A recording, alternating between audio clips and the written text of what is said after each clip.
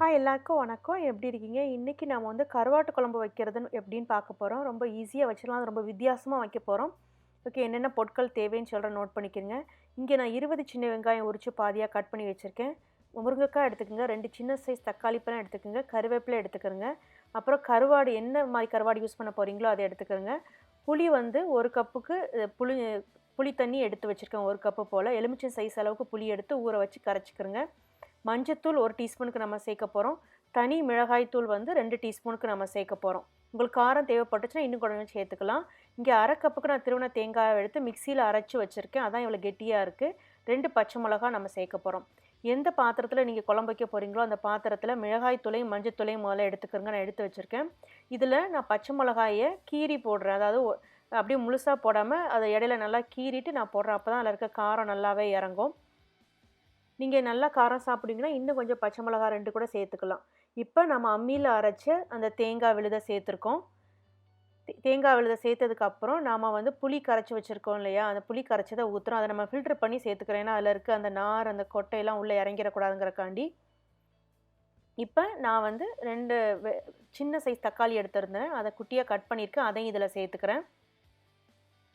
அதுக்கப்புறம் நான் சின்ன வெங்காயம் சொல்லியிருந்தேன் இல்லையா, அந்த சின்ன வெங்காயத்தில் ஒரு 15 சின்ன வெங்காயத்தை இதில் சேர்த்துருக்கேன். 5 சின்ன வெங்காயத்தை நம்ம தாளிக்கிறதுக்கு வச்சுக்கலாம். அப்புறம் கல்லுப்பு சேர்த்துக்கலாம்.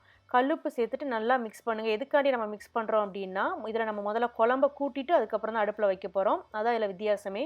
ஸோ நம்ம தக்காளி பழத்தை குட்டியாகவே கட் பண்ணி போட்டிருக்கோம். அது மாதிரி சின்ன வெங்காயம் போட்டிருக்கோம். ஸோ அது எல்லாத்தையும் இந்த குழம்போடு நல்லா மிக்ஸ் பண்ணுற அளவு நல்லா அதை விரவி விட்டுக்கிறோங்க. அதுக்கப்புறம் என்ன பண்ணுறோன்னா, நான் இதில் வந்து அம்மியில் அந்த தேங்காய் அரைச்சோன்னு சொன்னோம் இல்லையா, அந்த அம்மியை கழுவிட்டு அதில் தண்ணி எடுத்திருந்தேன். அந்த தண்ணியை தான் இதில் சேர்க்குறேன். நீங்கள் வந்து மிக்ஸி ஜாரில் தேங்காய் அரைச்சிங்கன்னா தேங்காவை சேர்த்ததுக்கப்புறம் அதில் கொஞ்சம் கொஞ்சமாக ஒட்டி இருக்கும்ல தேங்காய், அதுக்கு வந்து நீங்கள் தண்ணியை வச்சு நல்லா அலசிட்டு அந்த தண்ணி இதில் சேர்த்துக்குங்க. ரொம்ப நல்லாயிருக்கும். சும்மா சாதாரணமாக தண்ணியை சேர்க்கறக்கு பழக இந்த மாதிரி தண்ணி சேர்த்தா ரொம்ப டேஸ்ட்டாக இருக்கும். இப்போ நம்ம எல்லாத்தையும் நல்லா மிக்ஸ் பண்ணதுக்கப்புறம் இதை நீங்கள் அடுப்பில் வச்சு அடுப்பை ஆன் பண்ணி விட்டுறலாம். இது வந்து நமக்கு நல்லா கொதி வரணும். யூஸ்வலாக எண்ணெய் ஊற்றி வெங்காயம் தக்காளி போட்டு வதக்குவாங்க. இதை நம்ம அப்படி இல்லாமல் இந்த மாதிரி கூட்டிட்டு குழம்பு அதுக்கப்புறம் வைக்கிறோம். இப்போ வந்து குழம்பு நல்லாவே கொதிக்க ஆரம்பிச்சிருச்சு. உங்களுக்கு பார்த்தா தெரியும். இதில் நான் வெட்டி வச்சுருக்கேன் இது கார்லிக் இருக்கு இல்லையா, வெள்ளைப்பூடு, அதையும் அப்புறம் கட் பண்ணி வச்சுருக்கேன் முருங்கைக்காயும் இதில் சேர்க்குறேன். முருங்கைக்காய் சேர்த்து ஒரு 5லேருந்து 6 நிமிஷம் வரைக்கும் இதை நல்லா கொதிக்க விடுங்க. முருங்கைக்காய் வந்து நமக்கு நல்லா கொதிக்கணும். இதில்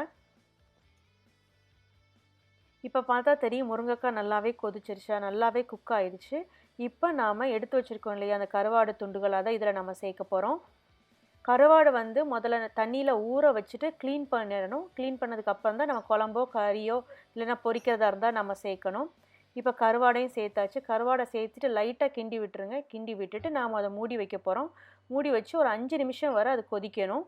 ஏன்னா முருங்கைக்காய் கொதிச்சிருச்சு. இப்போ நம்ம கருவாடு மட்டும் தான் நமக்கு வேகணும். ஸோ ஒரு 5 நிமிஷம் கொதிக்க விட்ருங்க.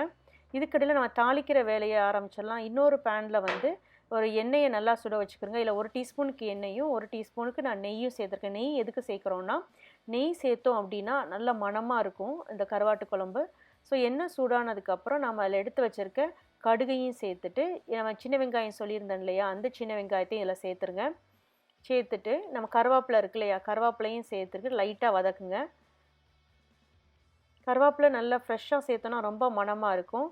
கருவேப்பிலை வதக்கிட்டு இருக்கும் போதே நீங்கள் வந்து வெள்ளைப்பூடில் ஒரு 5 பல் வெள்ளைப்பூடு எடுத்து நல்லா இடிச்சிட்டு சேர்த்திங்க அப்படின்னா அவ்வளோ மணமாக இருக்கும். உங்களுக்கு வெள்ளைப்பூடு போட்டோடனே தெரியும் அந்த மணம் எவ்வளோ வருதுன்னு சொல்லிட்டு.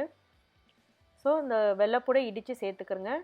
சேர்த்ததுக்கப்புறம் இது நல்லா ப்ரௌன் கலர் ஆகிற வரைக்கும் வதக்கணும். அதாவது அந்த நம்ம சின்ன வெங்காயம் சேர்த்துருந்தோம் இல்லையா, அது அந்த கருவேப்பிலை அந்த வெள்ளைப்பூடி எல்லாம் சேர்ந்து அந்த எண்ணெயோடு சேர்ந்து நல்லா மணத்தை கொடுக்கும். இப்போ குழம்பு ரெடி ஆயிடுச்சா, குழம்பு ரெடி ஆனதுக்கப்புறம் இந்த குழம்பை நான் வந்து அந்த தாளித்த சட்டியில் சேர்த்துறேன். ஊற்றும்போது ரொம்ப கேர்ஃபுல்லாக ஊற்றிடுங்க, கையில் எதுவும் தெரிச்சிடாமல். இந்த கருவாட்டு குழம்பை அந்த தாளித்த சட்டியில் ஊற்றுனதுக்கப்புறம் லைட்டாக கிண்டி விட்டு அடுப்பை நீங்கள் ஆஃப் பண்ணிடலாம். இப்போ ரொம்ப மணமணக்கும் ரொம்ப அருமையான டேஸ்டியான கருவாட்டு குழம்பு ரெடி ஆயிடுச்சு. இட்லி தோசை சாதத்து கூட சாப்பிட்லாம். கமெண்ட்ஸை சொல்லுங்கள். இன்னொரு வீடியோவில் பார்க்கலாம். நன்றி, வணக்கம்.